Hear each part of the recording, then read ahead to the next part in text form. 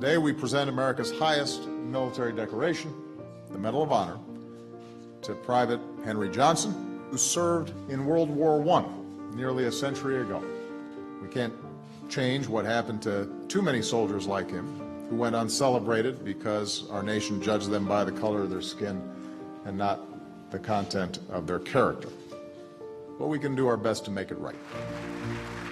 In many respects, what some of these men believed was that France did represent something greater than they had experienced because of this notion of liberté, égalité, et fraternité. America was always in a problematic situation, claiming to be democratic and fighting for democracy in faraway places and not practicing it at home. They went to Europe, they risked their lives, they distinguished themselves, they came back and nothing changed. And not only did nothing change, things in many ways got worse.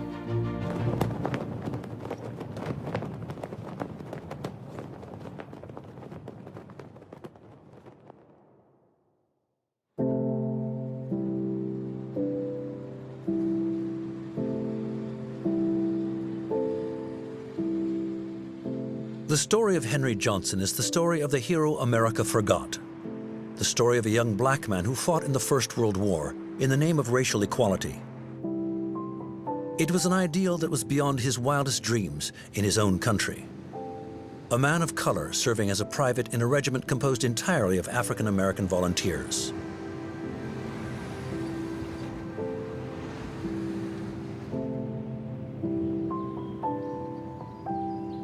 Thanks to historians like Jeffrey Sammons, America has recovered its memory. And a century later, America finally honored a son of whom she is proud. This is the most impressive monument to an African soldier that I've ever seen or even read or heard about, honoring an African-American soldier from any war. And it also mentions that he was the first American awarded the Croix de Guerre with Palm for valor.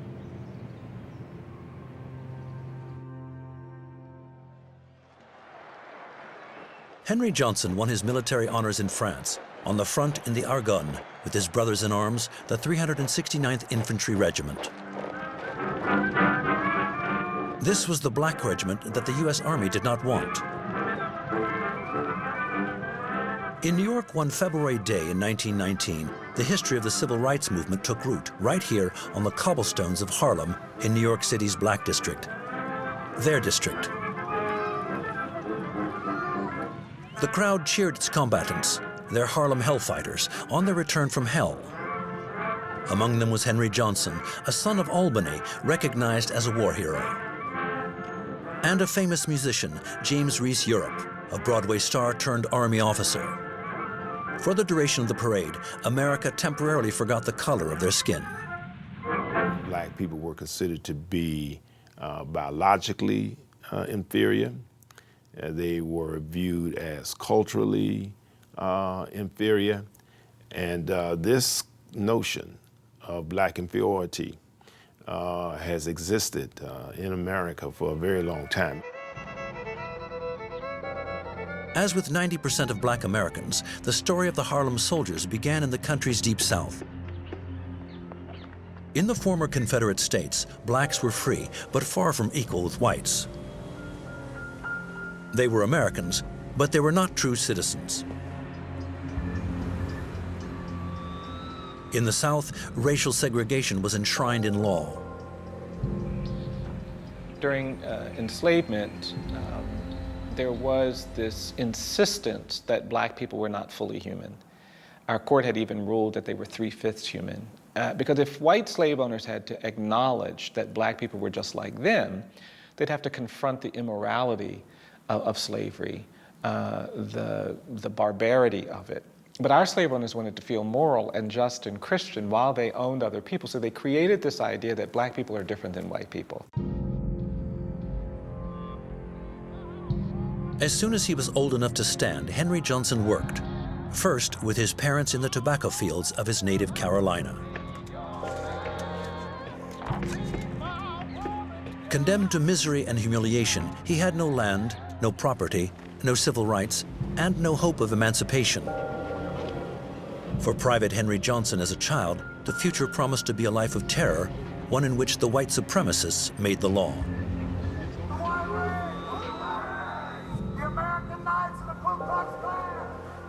We got laws against intermarriage between the races. We got laws separating blacks and whites in all aspects of life, so that if you were to be sworn in a courtroom, you had to be sworn in on different Bibles. Black people were prevented from playing chess or checkers or any of that with whites. On the eve of World War I, there were two Americas for black Americans. In the South, blacks were lynched.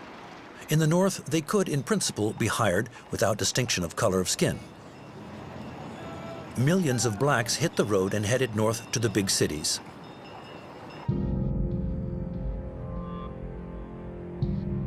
When he was 10 years old, Henry Johnson and his parents fled the South to Albany in New York State.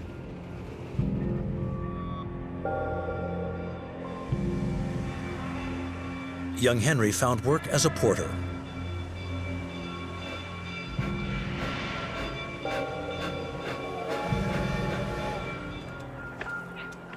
James Reese Europe was also a child when he left the cotton fields of Alabama in the profoundly racist Deep South to settle in New York in 1904.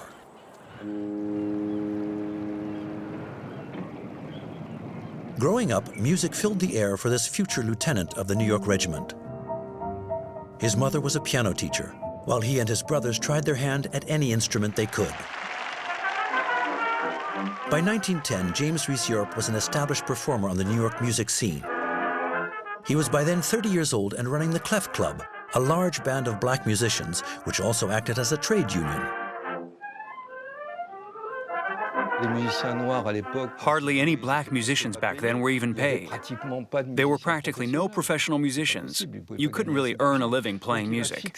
So they would set a minimum price and perform concerts. And in that way, musicians could play and earn a little money. He immediately knew they needed to be taken seriously. How do you go about being taken seriously? Easy. First, the band dressed like white men, with smart suits and ties, and started playing on time. And they took it seriously. They didn't drink on stage. Things like that counted for a lot. So that's how they made their way into the upper echelons of white society.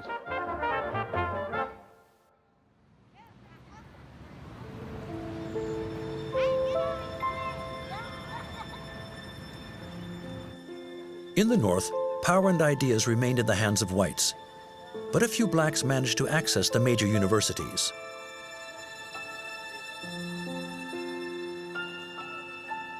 A leading figure of this black intellectual elite was a man named W.E.B. Du Bois, the first black American to obtain a doctorate from Harvard University.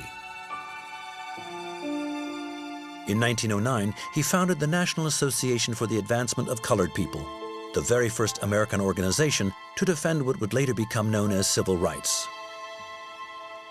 Du Bois explains that he did not really think in terms of race until he was in elementary school, and the kids, for some reason, decided that they would exchange friendship cards, and he said that this white girl, they were all about maybe 6, 7 years old, and that this white girl refused to take a card from him, and that's when he realized that he was somehow different, and then he says that at that point, I never desired again to be in the white world.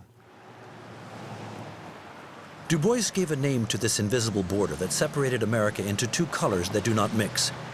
He called it the color line. Through his magazine and mouthpiece, The Crisis, Du Bois became a spokesman for millions of African Americans. His voice carried weight everywhere, from large black metropolises to the cotton fields.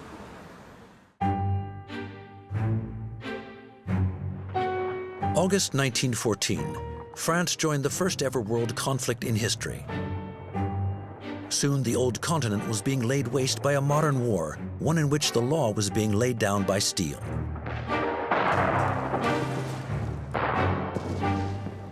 Soon the soldiers began to feel the weight of their kit. The war would be a long and terrible one. America, with its huge population and formidable industrial power, was the only nation capable of tipping the tide.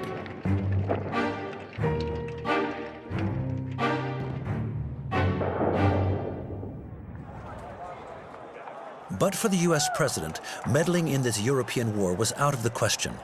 He had promised the American people neutrality. In the eyes of the world, Woodrow Wilson was a pacifist, even though in the country he led, 12 million blacks were still second-class citizens. The war in Europe breathed new life into the US economy. Between 1912 and 1916, America doubled its exports to the old continent. But the business community pushed Wilson to choose sides.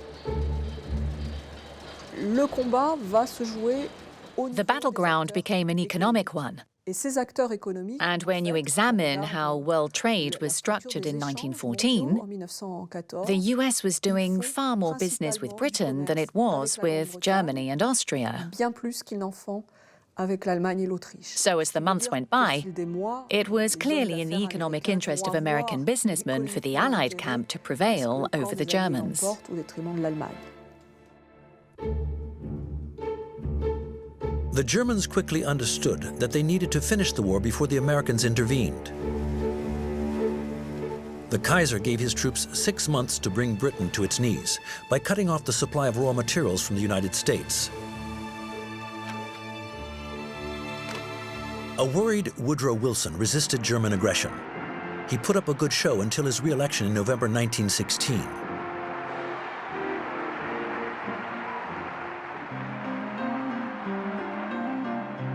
But the following spring, the British intercepted a secret telegram in which the Germans offered Mexico an alliance against the United States. This swayed American opinion in favor of the war.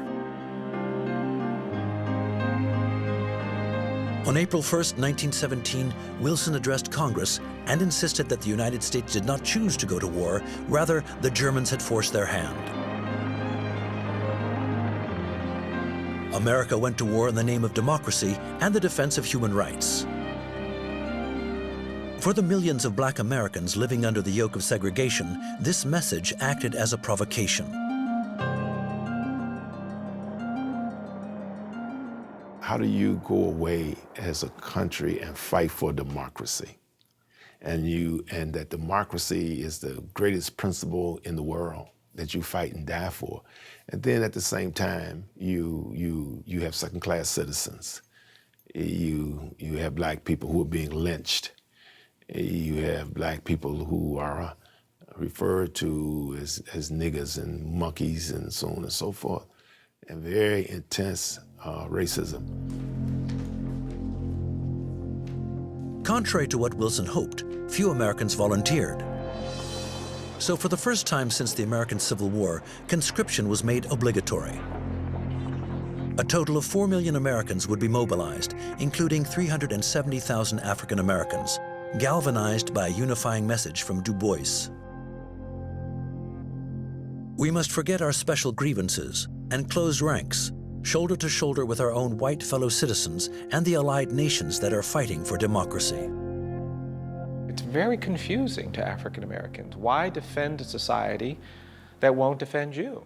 But many African American leaders thought that serving in the war would change things for African Americans. W.E.B. Du Bois and others said, look, let's go show prove our mettle, our strength, our bravery. And if we fight to defend this country and we prevail, things will change. It wasn't a first in the history of the United States. Many times African Americans have paid the blood tax in all wars, but never in such large numbers. Yet the United States military did not want them and had no desire to see black men carrying rifles. Segregation also existed within the Army. Racism was the first enemy African Americans had to fight. In northern cities, however, few regiments were reserved for people of color. These were the National Guards, and this is where a large number of African Americans enlisted.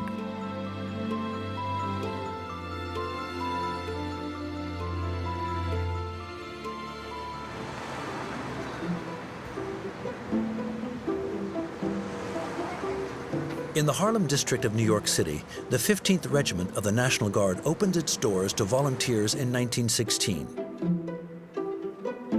At the corner of 7th Avenue and 132nd Street, the Lafayette Theater acted as a recruitment office. Candidates came mainly from the neighboring districts of Harlem, Brooklyn, and the Bronx. But some made the trip from as far away as Texas or Alabama, fleeing Southern drill sergeants. Among the crowd of men signing up for the New York Regiment were the Albany porter Henry Johnson and jazz king James Reese Europe, who would become one of the regiment's 6 black officers, fighting alongside its 40 white officers. James Reese Europe actually studied military science and was a cadet in high school in Washington, D.C. So he actually had some kind of military experience and seemed to have a real sort of desire to be part of a combat unit. Leading the regiment was Colonel William Hayward, known for his progressive ideas towards blacks. This former lawyer from Nebraska also acted as an advisor to the governor of New York. Both were members of the Union League Club, which at that time had a reputation as being racially enlightened. It supported Abraham Lincoln and the Union. It also supported the recruitment of blacks for a militia unit or in the Civil War. For Colonel Hayward, a good regiment was above all a good band, so the presence of James Reese Europe was a blessing. But the Broadway star had not signed up to conduct musicians. He spelled out his terms to Hayward. James Reese Europe made demands on William Hayward, the colonel, that he thought that Hayward couldn't meet in terms of the number of musicians and also the salary that these musicians would require. Hayward met his demands and called his bluff, as we say, and Europe had to accept the assignment. But he still wanted to be seen as a leader of combat soldiers and not as a leader of the band. The band leader enlisted some outstanding musicians, recruited from as far away as Puerto Rico, in some cases by simply placing ads in the African American community's newspapers. Negro musicians, do you want to do your duty in the most famous military band of all time? Hurry, only a few vacancies left.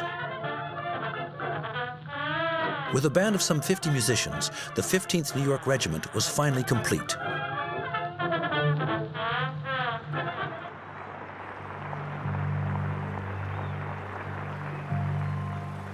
In June 1917, the War Ministry decided that the National Guard units must regroup within divisions.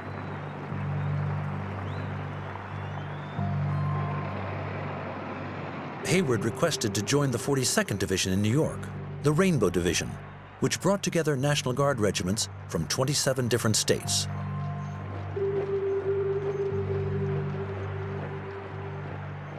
Hayward dreamed of seeing his black troops parade in New York before going off to war.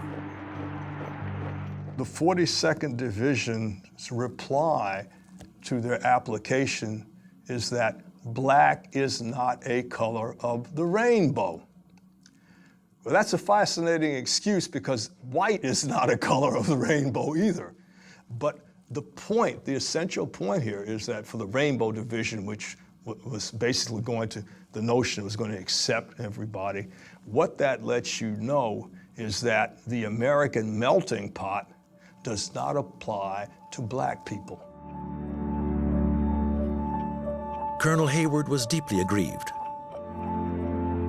But he promised his men an outstanding parade on their return home. U.S. military headquarters eventually created provisional divisions to which they assigned the black units of the National Guards. The New York Regiment then became the 369th Infantry Regiment.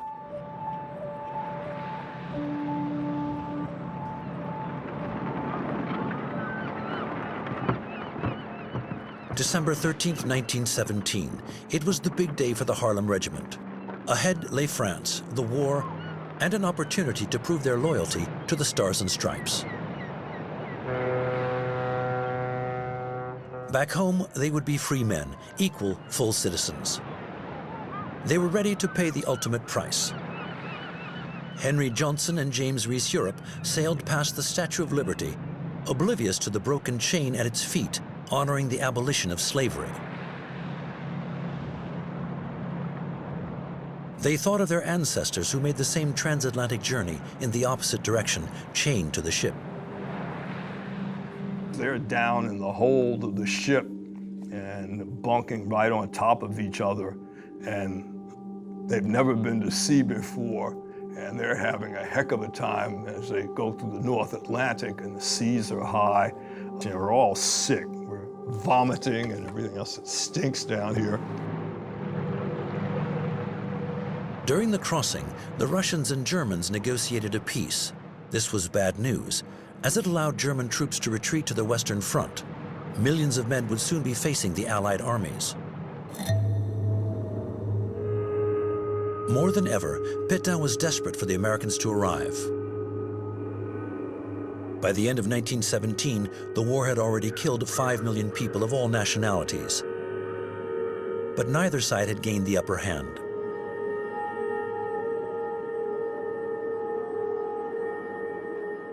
A huge scar disfigured France from the north to the Swiss border. The men remaining in the front line were hungry and exhausted.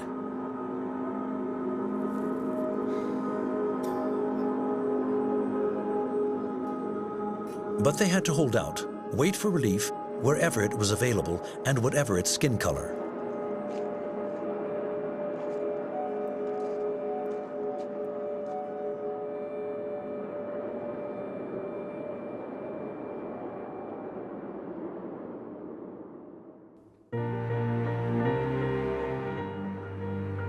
Pershing, the U.S. force's supreme commander, had already been in France for several weeks. With him were 150,000 soldiers. Fresh men who, for the time being, he refused to send to the front as reinforcements. President Wilson had been clear. There must be no amalgamation. U.S. troops would fight, but only under the American flag, and only when there were enough of them to be sure victory.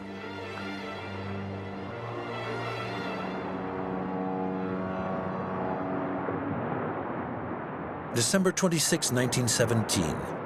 After 13 days at sea, the Pocahontas docked in the port of Brest. On board was the New York Regiment, America's first black soldiers, and music from the New World. Ragtime, with its syncopated rhythms, had never before been heard on the old continent. This was the day that jazz, too, arrived in Brest.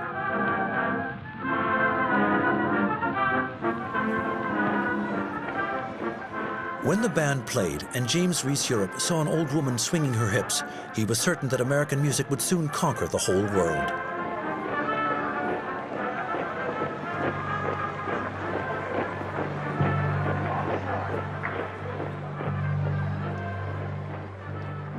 But the men parading behind the musicians no longer wore their unit's uniform. They were on a completely different assignment. Their initial arrival is in Brest, which is basically where the Americans unload their ships and so on. And then they get sent to a place not that far away. It's an overnight trip called Montoire.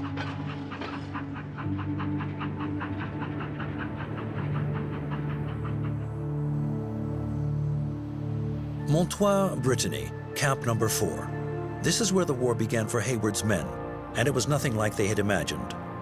Once their rifles had been confiscated, they were parked like cattle in perfunctory barracks. The first battlefield for the New York soldiers was a huge railway yard, where their enemies were the cold, back-breaking work and the iron discipline imposed by the U.S. command.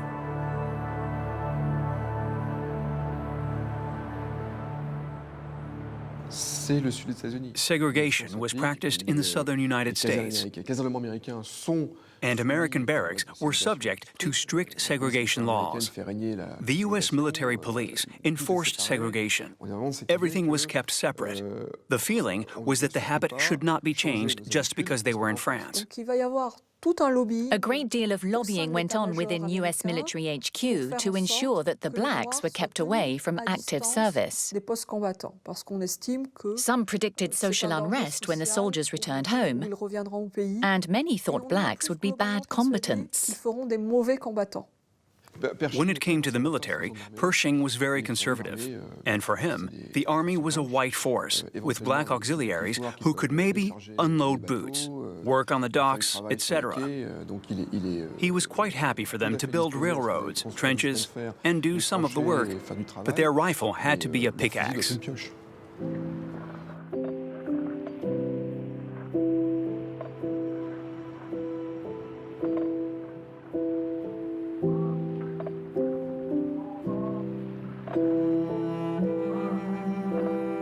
One of the things that the men observed in the labor battalions was that it was like slavery again. It's a hell of a time because they're not at the front. They don't know why they're not at the front. They're stuck doing this. And Hayward is trying to figure out a way to get them out of there and get them to the front. Colonel Hayward's greatest ally was Pétain. The French general needed men. Black or white, it didn't matter to him. Pershing, though, still refused to put his troops under Allied command.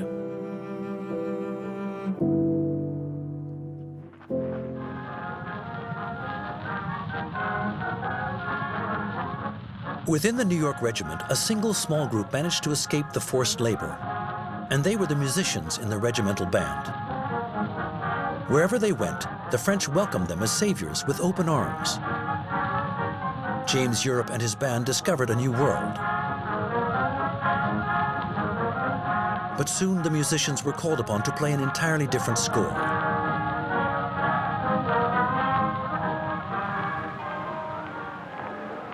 Under pressure from Pétain, Pershing eventually surrendered his black regiments.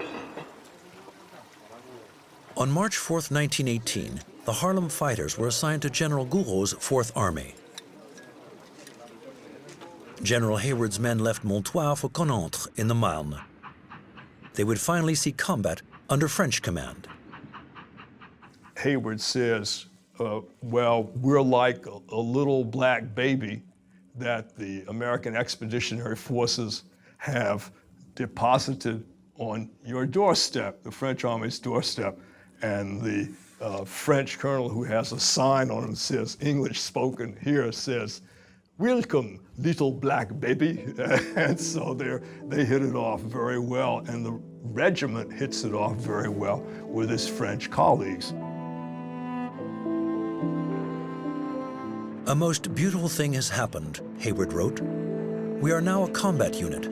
The French are wonderful, wonderful. I'm happy to say there are no other American troops near us. The Harlem Hellfighters met their brothers in arms, men who were exhausted but kind to them. They also discovered French rations, dark tobacco, and 2 liters of red wine a day, soon replaced by coffee or sugar. The men laughed, chatted, and shook hands. It was an amazing moment of communion.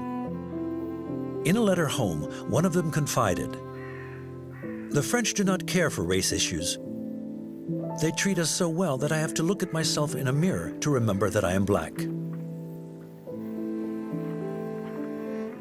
For black soldiers, literally born into slavery, their parents were born into slavery. This was not a country where black people had ever experienced freedom or autonomy. It was a foreign notion that people would respect you and not exclude you based on your color. And so the experience of going to Europe and being around people who valued you despite the fact that you were black, who embraced you despite the fact that you were black, was transformative for many of these African American soldiers. Among the French infantry, the skin color of American soldiers was not an issue. The only concerns were supplies, choice of uniforms, and armaments. In the end, American soldiers kept their olive green uniform, but had to wear the horizon blue Adrian helmet of the French infantry.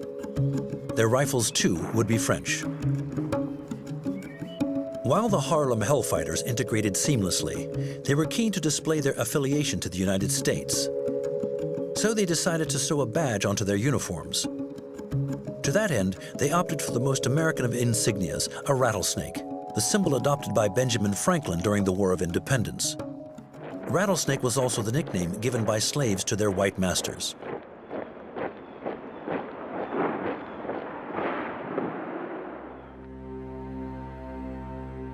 Before going to the front, the men had to familiarize with trench warfare.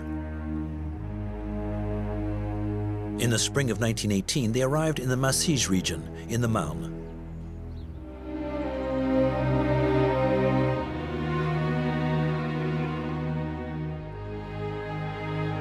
This network of trenches had been taken back from the Germans in 1915. The operation cost both sides many hundreds of lives.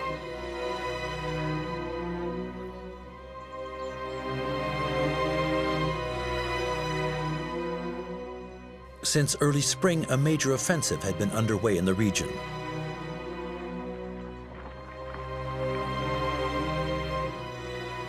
During the day, the men trained to advance in the forest of Argonne. At night, they had to defend their position.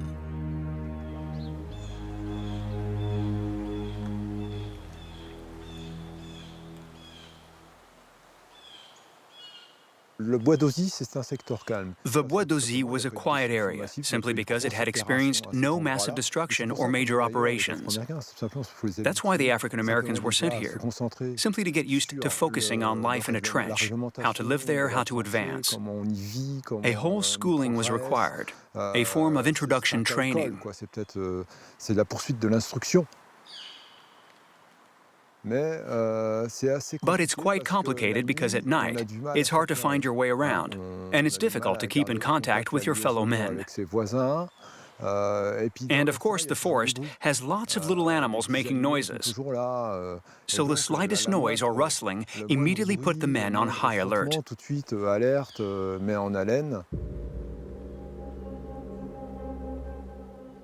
On the evening of May 15th, two soldiers from Company C took their guard duty on the front line. One of them was Henry Johnson, the young Albany porter.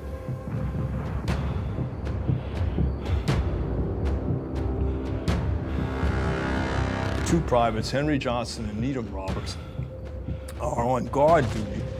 They hear noises, and they realize that they can hear someone cutting the wire. This was a patrol, a German patrol, and they're about to attack. And Roberts and Johnson are about to respond when this shower of grenades comes over. Roberts is wounded, Needham Roberts is wounded and goes down. And so Johnson is there on his feet. He shoots the first one, then turns the rifle around, clubs the next one in the head as he approaches. And at this point realizes that the other Germans are grabbing Roberts, they're seizing him under the shoulders and by his feet because they're going to take him away as a prisoner. Johnson pulls his bolo knife out, leaps on the shoulders of one of the Germans, the German carrying Roberts under the arms, stabs him, comes off of him as the German is going down to confront another German who shoots him at point-blank range, and the German closes on him, but closes too close to Johnson, and Johnson comes up and guts him, stabs him in the stomach, at which point the German patrol decides it's time to leave.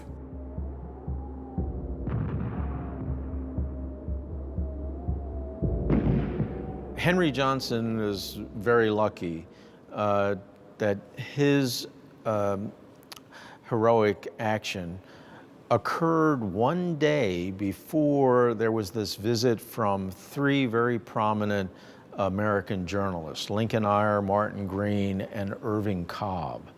And they asked Arthur Little and Colonel Hayward, had there been any, engagements, anything that exciting they should know about? And Little told them about what happened with Henry Johnson.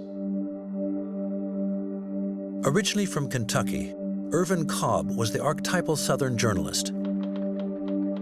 In his article, studded with racist cliches, he recounted the heroic night of Private Johnson. What he saw in France that day changed his outlook on Black Americans.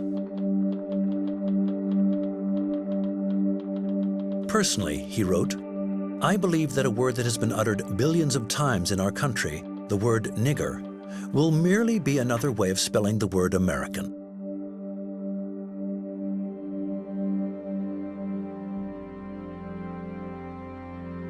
As described by Irvin Cobb, the exploits of Henry Johnson seemed to move the color line.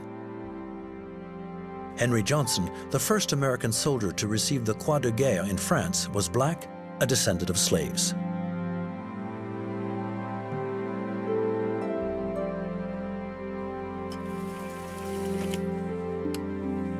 The Black American press was exultant. Even Pershing issued a glowing statement. But this reward was a major embarrassment for U.S. military headquarters. This black regiment was becoming a little too high profile. By the end of June 1918, the Kaiser divisions that had been fighting in Russia were now in France.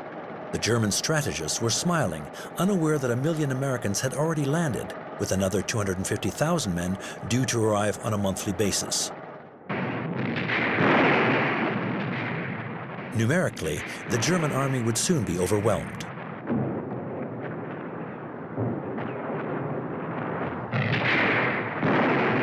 It was now 6 months since the Harlem soldiers had landed. Fear and death were part of their daily lives. 10 days at the front, 10 days behind the lines, 10 days in support. Nobody escaped this routine, not even the musicians. One night, when Private James Reese Europe was taking his turn at the front, he fell victim to a gas attack. Despite his mask, he was overcome and woke up in a hospital. But for him, anything could be set to music, and war inspired the king of jazz. Europe spent his time writing music, putting swing into the gunfire. He handed a visiting friend his most recent composition, On Patrol in No Man's Land.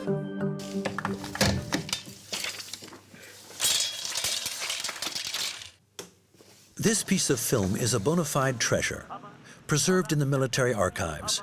It records a performance in Chalon-sur-Marne on Independence Day, the 4th of July, 1918. It is quite possibly the first ever performance of a ragtime from the trenches, one of the many pieces composed by Lieutenant Europe during the war in France. There's a machine gun, the holy spade. Alert, gas, put on your mask. Adjust it correctly and hurry up fast. Drop, there's a rocket for the fight barrage. Down, hunker ground, close you can, don't stand. Creep and crawl, follow me, that's all. What do you hear? Nothing near, don't fear, all clear. That's the life of a stroll when you take a patrol. Out in no man's land, ain't it grand? Out in no man's land.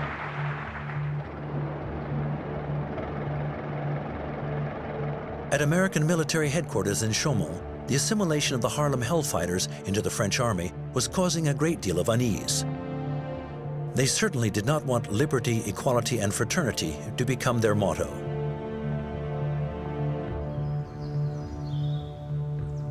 The American military chief set about trying to impose his view of black Americans on the French. He asked Lieutenant Colonel Linard, the French-American liaison officer, to write a memo outlining how colored soldiers should be treated. Pershing told him to write. He was ordered to write it. He didn't write this on his own accord, but the point was to say, do not treat African Americans, do not treat colored soldiers as equals. Do not shake the hands of colored officers. Keep them away from the French public and French women, because they will get ideas and with those ideas, they cannot return to the United States where they are regarded as inferior and untrustworthy, and this will always be the case. But this clearly racist document bore the seal of the French army, a tricolor force which counted among its ranks thousands of black soldiers hailing from its colonies. Prime Minister Georges Clemenceau told Pershing that following these recommendations was out of the question. A scandal was avoided, but the document clearly highlights the extent to which the U.S. military was blighted by discrimination.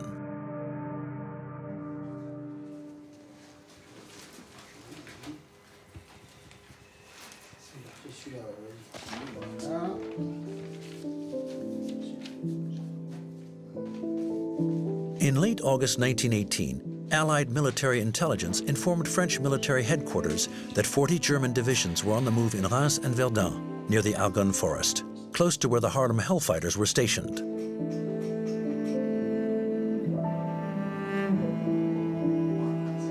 Foch and his allies were preparing a large-scale counteroffensive.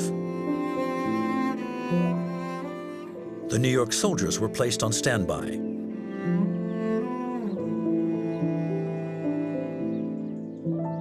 They would lead the assault in an area of the Argonne Forest they knew well. Ahead of them lay a difficult topography, full of mounds, ravines, undergrowth, and bunkers, where the Germans lurked, waiting for them. 3,000 men advanced along this 1.5-kilometer corridor, tackling both its natural defenses and the artificial defenses of their adversary. The advance was meant to take one day, but in the end, it took 3 days to reach the northern edge at Séchou.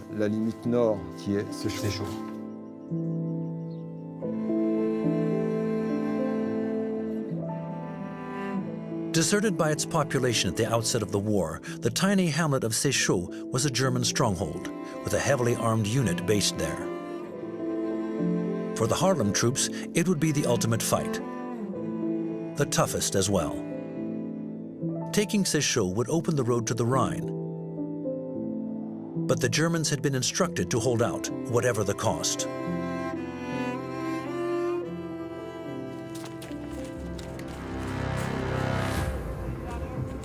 On September 26, 1918, the Hellfighters took up position less than a kilometer from Massige. In the early hours of the attack, the German artillery wreaked carnage. But little by little, meter by meter, the New York infantry gained ground, engaged the enemy, and finally seized their objective, suffering very heavy losses along the way.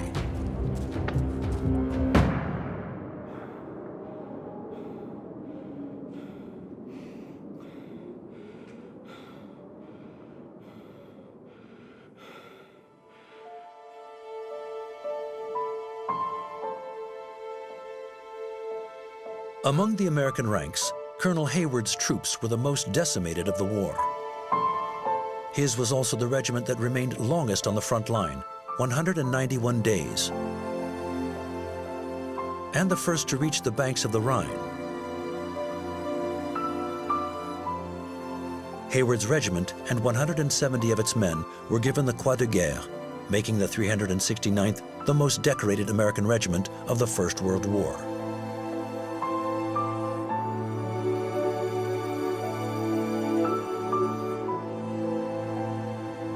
In the Harlem district of New York, a monument, identical to the one in Séchou, is a reminder of the sacrifice these black soldiers made for freedom and equality.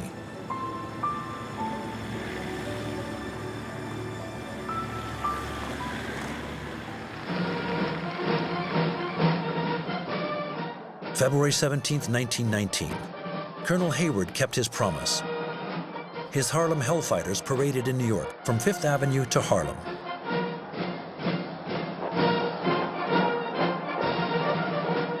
The faces belong to men who have been transformed by war. These are the new Negroes, proud to be black, American, and victorious.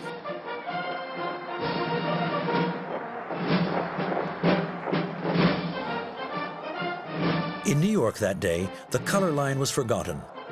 The triumphal return of these soldiers, acclaimed by a mixed black and white crowd, marked the first act of the civil rights movement.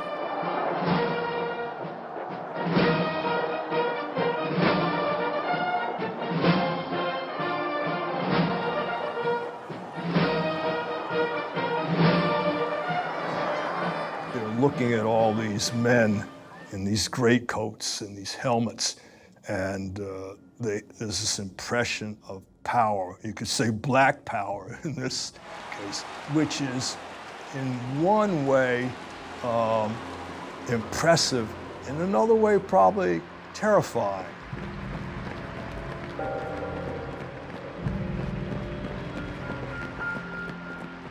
Harlem Hellfighters is a great name, except when you come back to Alabama and Mississippi. It's a scary name. It's a name that's going to provoke alarm. And so a lot of the violence takes place literally the day when men arrive back to their communities in their uniforms, where just the sight of a black person in a military uniform was a provocation, could create a violent response. And many were asked to take off their uniforms and stand naked on these train platforms or in bus depots as a way of expressing their submission to racial hierarchy. And when they refused, they were killed, they were beaten, they were assaulted. And those that survived wanted to flee because it wasn't possible to continue with that indignation and still feel any pride.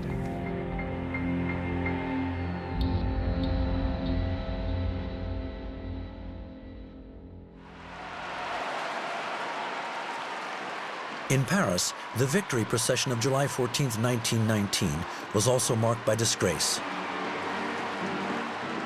All the countries that contributed to the victory were honored, including U.S. troops, of course. But not African Americans. Pershing forbade them to share this moment of global jubilation. The few American units still in France did the dirty work. They were ordered to clean the trenches and battlefields, to recover American corpses, and bury them with dignity.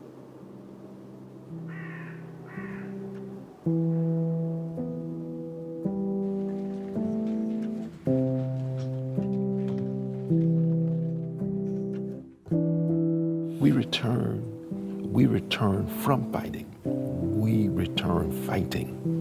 Make way for democracy. We saved it in France, and by the great Jehovah, we will save it in the United States of America, or know the reason why.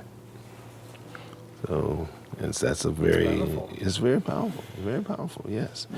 And so, as I said, he's under a lot of criticism for having assumed that once black people fought courageously in the war that they were going to get democracy here.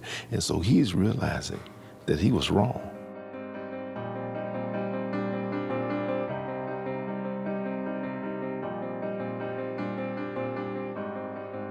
In 1919, peace had settled around the world, but not in the United States.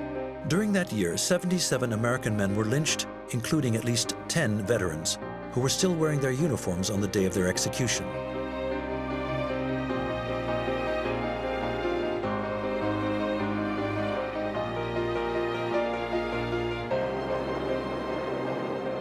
In Washington, the Ku Klux Klan and its 5 million followers gave a show of strength. The color line was still an insurmountable barrier. Du Bois knew that in his own country, any kind of truce was still a long way off.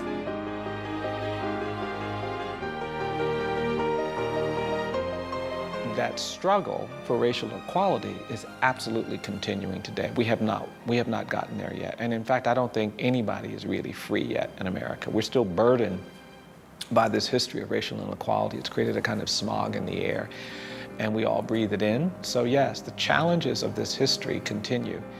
And the legacy that this history has created real problems that we have to overcome, which is why I think it's so important to learn about how we got here. As soon as they were demobilized, James Reese Europe and his Hellfighters band recorded the pieces he had composed during the war in New York before embarking on a nationwide tour. On May 9, 1919 in Boston, the King of Jazz was murdered by one of his musicians. A lawyer who hunted down gangsters during Prohibition, Colonel Hayward made a failed bid to become mayor of New York City and state governor. He instead became an explorer through Africa and Antarctica. Henry Johnson, Albany's little soldier who became a war hero, made a living by telling his exploits. Until the day he told the truth about the humiliation suffered by blacks in segregation in the army. He died destitute on the street on July 1, 1929, forgotten by all. Despite his many injuries, the U.S. military had refused to recognize his disability.